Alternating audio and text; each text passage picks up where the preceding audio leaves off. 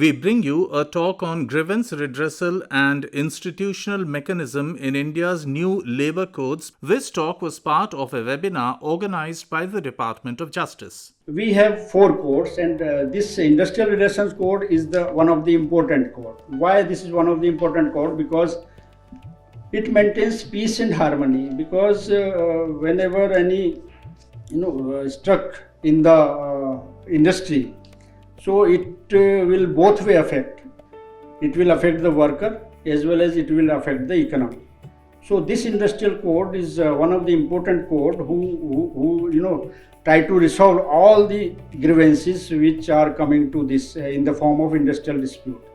So industrial dispute covers maximum aspects, the disputes between employer and employer, disputes between employer and employee, disputes between worker and worker, disputes between trade unions as well. So this particular aspect has been taken care of in the Industrial Relations Code. In this particular code, Industrial Relations Code, the first mechanism which have been given the statutory backing, it is the recognition of negotiating union and negotiating councils. Everywhere you will find the trade unions, everywhere you will find disputes.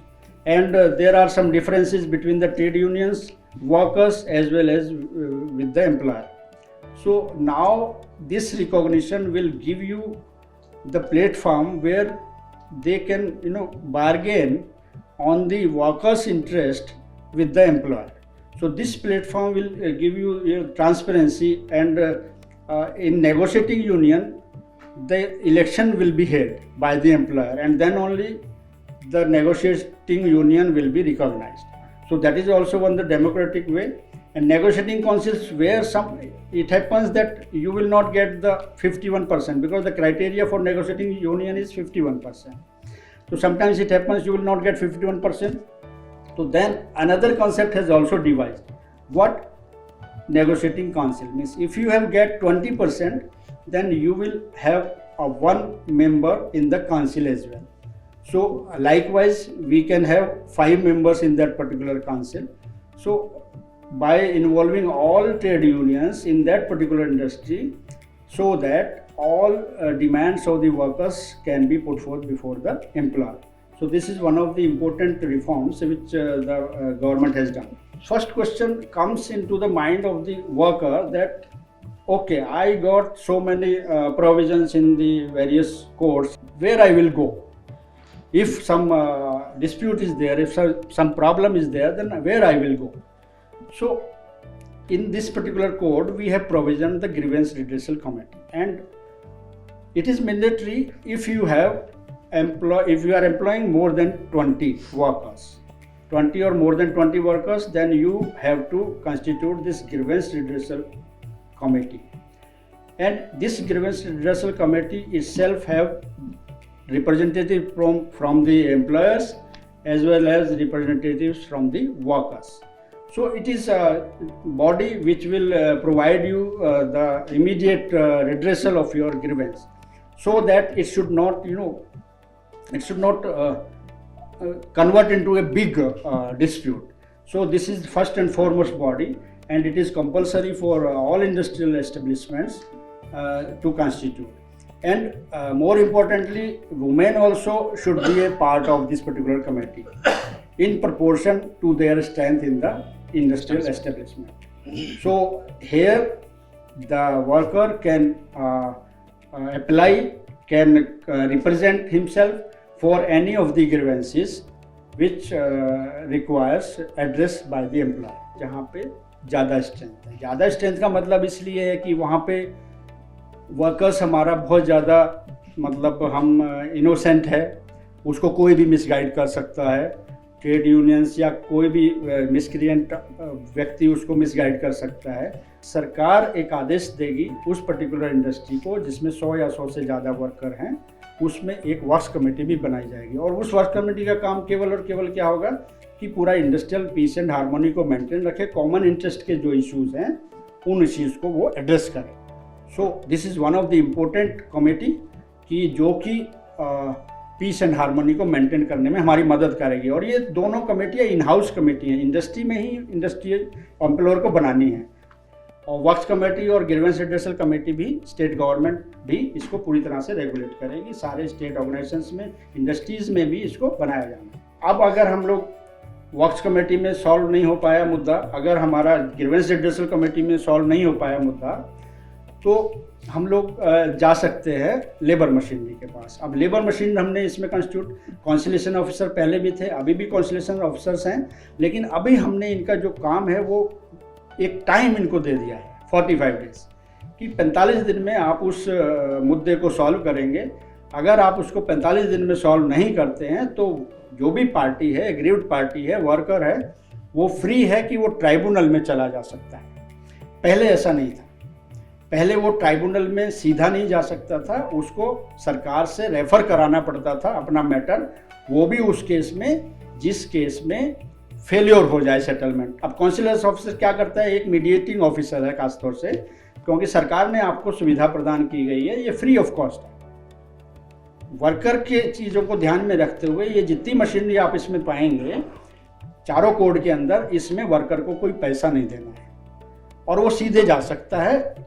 कुछ matters पे वो trade union के through जा सकता है, लेकिन कुछ matters जो डिसमिसल, रिटेंचमेंट, इस टर्मिनेशन से संबंधित हैं, उसमें ट्रेड यूनियन की भी आवश्यकता नहीं है, वो सीधे जा सकता है। सो कुछ मुद्दे हैं जो ट्रेड यूनियन के मार्फत होंगे, क्योंकि वो कॉमन इंटरेस्ट से कहीं ना कहीं अफेक्ट करते हैं। ये कॉन्सिलेशन ऑफिसर्स का काम होगा, जो हमारी लेबर मशीनरी का पार्ट है, थ्रू आउट इंडिया में अवेलेबल है, सेंट्रल स्फेयर में, और स्टेट गवर्नमेंट भी इस तरीके के कॉन्सिलेशन ऑफिसर्स बनाएगी। Introducing the Delhi Law Citizen mobile app for the Indian citizens. This app has been specially developed for you as a citizen by the Department of Justice, Government of India in collaboration with CSC. Through this mobile app, you as an applicant can get free legal advice and assistance from professional panel lawyers of the country in all kinds of disputed matters. Download the Delhi Law Citizen mobile app today.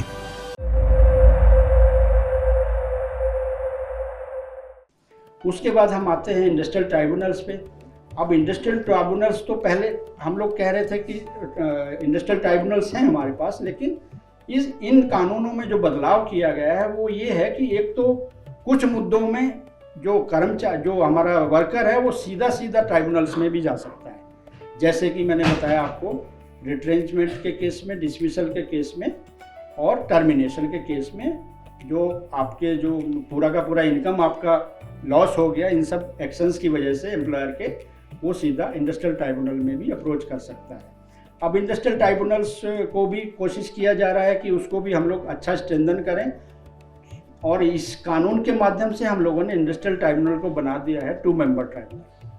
पहले केवल 1 member tribunal था, अब हमने बना दिया है 2 member tribunal, और इसके अंदर एक जुडिशल मेंबर होगा और जिसके अंदर एक एडमिनिस्ट्रेटिव मेंबर होगा। तो इसमें जो मामले रखे जाएंगे, अगर आपका कंसलेशन ऑफिसर्स के थ्रू 45 दिन में कोई भी नहीं हो पाया है सॉल्यूशन, तो आप ट्राइब्यूनल में सीधा चले जाएंगे। अगर कंसलेशन ऑफिसर्स ने कोशिश किया लेकिन सेटलमेंट एम्प्लॉयर के बीच में और वर्कर के बीच में सेटलमेंट नहीं हो पाया है, तो भी जो भी एग्रीव पार्टी है दोनों में से कोई भी ट्राइब्यूनल में चला जाएगा। सो ये प्रावधान हमने ट्राइब्यूनल्स के लिए किए हैं, जो बहुत ही इम्पोर्टेंट प्रावधान है, और जिसमें 2 मेंबर्स बनाने के उपरांत हमें बहुत सुविधा मिलने वाली है। हमारे जो केसेस लंबित पड़े हैं उनको भी हम लोग शीघ्र निपटारा किया जा सकता है। और नेशनल इंडस्ट्रियल ट्राइब्यूनल बनाने का है, वो तो पहले से भी हमारा चल रहा है, लेकिन इसमें भी प्रावधान किया गया है सेम, और इसमें नेशनल इंडस्ट्रियल ट्राइब्यूनल में भी सेम प्रोविजंस हैं, जिसके अंदर 2 मेंबर ट्राइब्यूनल है ये भी, इसमें भी एडमिनिस्ट्रेटिव मेंबर होगा और जुडिशल मेंबर होगा, लेकिन इसमें मुद्दे वो रखे जाएंगे जो नेशनल इंपॉर्टेंस के मुद्दे होंगे, और या फिर 2 या 2 से ज़्यादा स्टेट्स के अंदर उसमें अफेक्ट होंगे इंडस्ट्रियल एस्टेब्लिशमेंट, वो मुद्दे इसमें, ये नेशनल इंडस्ट्रियल ट्राइब्यूनल में वो मुद्दे रेफरेंस के थ्रू ही जाएंगे। इसके बाद आप देखेंगे वॉलंटियर आर्बिट्रेशन की भी इसमें प्रावधान किया गया है। वॉलंटियर आर्बिट्रेशन क्या है भाई, आप नहीं जाना चाहते लेबर मशीनरी के पास, आप नहीं जाना चाहते ट्राइब्यूनल के पास, आप ठीक है एम्प्लॉयर आप बैठिए, वर्कर बैठिए, या ट्रेड यूनियन और एम्प्लॉयर बैठिए, भाई ठीक है हम आपस में नहीं सुलझा पा रहे हैं, एक आर्बिट्रेटर अपॉइंट कर लेते हैं, वो जैसे कहेगा हम उसकी बात मान लेंगे। तो ये भी एक बहुत ही जो है ट्रेडिशनल तरीका जो रहा है अभी तक का, सक्सेसफुल ट्रेडिशनल तरीका रहा है कि जहाँ नहीं थर्ड पार्टी को ज़्यादा इन्वॉल्व करना चाहते हैं तो एक न्यूट्रल आदमी को आप लेंगे और उससे अपना फैसला करा लेंगे। अब मैं बात करूंगा कोड ऑन वेजेस की, क्योंकि कोड ऑन वेजेस में भी कुछ अथॉरिटीज़ बनाई गई हैं। कुछ मुद्दे जो इंडस्ट्रियल डिस्प्यूट के माध्यम से सीधा IR कोड में आ जाते हैं उसका जिक्र मैंने आपको कर दिया, लेकिन कुछ मुद्दे ऐसे हैं जो सीधा भाई टाइम पे पेमेंट नहीं मिला या कम पेमेंट मिल रहा है मिनिमम वेज से, या मैटरनिटी बेनिफिट, या कुछ और ऐसे मुद्दे हैं जो इस पर्टिकुलर कोड में दिए गए हैं, उनको इस पर्टिकुलर कोड में ही प्रावधान किया गया है। कुछ अथॉरिटीज़ बनाई गई हैं, वो अथॉरिटीज़ को सुनेंगे। अब इसमें जैसे एक इंस्टीट्यूशनल मैकेनिज्म बनाया गया, एडवाइजरी बोर्ड बनाया गया, ये सेंट्रल एडवाइजरी बोर्ड बनेगा, स्टेट एडवाइजरी बोर्ड भी बनेगा।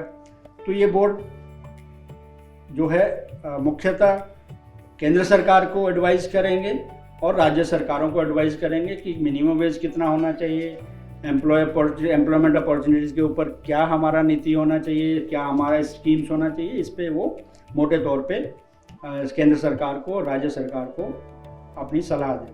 अब इसमें जो मुख्य बात मुझे बतानी है, क्लेम्स अथॉरिटी इसमें दिया गया है।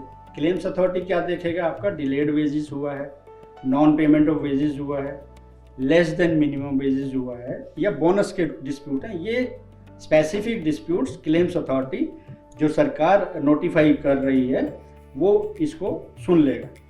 इसी तरह अगर एम्प्लॉयर या वर्कर सेटिस्फाई नहीं है क्लेम्स अथॉरिटी से तो अपेलेट अथॉरिटी का भी प्रावधान किया गया है। अपेलेट अथॉरिटी में भी जाके वो सुना जा सकता है उसका। कोड ऑन सोशल सिक्योरिटी जो अभी आपको सारी चीज़ें बताई, ESI और PF और मैटरनिटी बेनिफिट्स और अनऑर्गेनाइज सेक्टर जो मेजर इसके अंदर प्रावधान किया गया है, इसको कवर किया गया है इसमें। सो आपका 80% से ज़्यादा जो वर्क फोर्स है इसके द्वारा उसको वेलफेयर स्कीम का बहुत बड़ा फ़ायदा मिलने वाला है। ये इसका एक मैकेनिज़्म जो है बनाया गया है सोशल सिक्योरिटी बोर्ड में कि इससे रिलेटेड जो चीज़ें होंगी उसको कैसे सुना जाएगा। इसमें भी वही प्रावधान है, नेशनल लेवल का सोशल सिक्योरिटी बोर्ड होगा, स्टेट लेवल का सोशल सिक्योरिटी बोर्ड होगा, EPF और ESIC को इसमें कंटिन्यू रखा गया है। और जो ये सारे चीज़ें provident fund, insurance, maternity benefits और वेलफेयर स्कीम्स को कवर करेंगे। सो इसमें भी 2 अथॉरिटीज़ बनाई गई हैं, कॉम्पिटेंट अथॉरिटीज़ और अपेलेट अथॉरिटीज़, जो ग्रेचुइटी से संबंधित समस्याओं को सुनेंगी और सुलझाएंगी। इसमें भी सेम इंस्पेक्टर कम फैसिलिटेटर का सिमिलर प्रोविज़न है और अपेलेट अथॉरिटी भी इसमें अलग से दिया गया है कि जो बेनिफिट्स होंगे वो अपेलेट अथॉरिटी, अगर मान लीजिए आप सेटिस्फाई नहीं है इंस्पेक्टर के इंस्पेक्शन रिपोर्ट से या किसी से, तो आप अपेलेट अथॉरिटी में अपील कर सकते हैं। ये OSH कोड एक इम्पोर्टेंट कोड है कि जो आपका जो वर्क प्लेस है, बेसिकली ये आपको एक प्रिवेंटिव प्रोटेक्शन देता है कि आपका वर्क प्लेस कैसा होना चाहिए, उसके लिए आपने किस प्रकार की सावधानियाँ रखनी चाहिए, वर्कर के हजार्ड्स को आप कैसे आप कम कर सकते हैं। ये पर्टिकुलर कोड उस बारे में बात करता है। तो इसमें भी इंस्टीट्यूशनल मैकेनिज्म दिया गया है। नेशनल लेवल का बोर्ड बनेगा, एडवाइजरी बोर्ड, उसी तरह स्टेट लेवल का भी एडवाइजरी बोर्ड बनेगा। इसमें इम्पोर्टेंट जो प्रोविज़न है, सेफ्टी कमेटी एक बनेगी उन ऑर्गेनाइजेशन में जो 500 से ज़्यादा वर्कर्स हैं जहाँ पे, और माइंस के लिए अलग से सेफ्टी कमेटी बनेगी, क्योंकि माइंस में अलग तरह का हजार्ड्स है और बाकी इंडस्ट्री में अलग तरह का हजार्ड्स है। तो दोनों के लिए अलग अलग तरह की कमेटीज़ का प्रावधान किया गया है, जो वर्कर्स जिस एनवायरनमेंट में काम कर रहा है उस एनवायरनमेंट को किस प्रकार से सुरक्षित बनाया जाए। और इसमें डेजिग्नेटेड अथॉरिटीज़ और अपेलेट अथॉरिटीज़ का सिमिलर प्रोविज़न है, जैसे आप पिछले कानूनों में देख रहे थे। इंस्पेक्टर कम फैसिलिटेटर का भी सेम ही इसमें प्रोविज़न है। मतलब आप देखेंगे कि बाकी 3 कोड में और इंडस्ट्रियल रिलेशंस कोड जो एक बड़ा एम्बिट है, और बाकी 3 कोड में इंस्पेक्टर कम फैसिलिटेटर के जरिए आप प्रिवेंटिव चीज़ों को कर लेंगे इनकी इंस्पेक्शन रिपोर्ट के हिसाब से। Sir, thank you so much.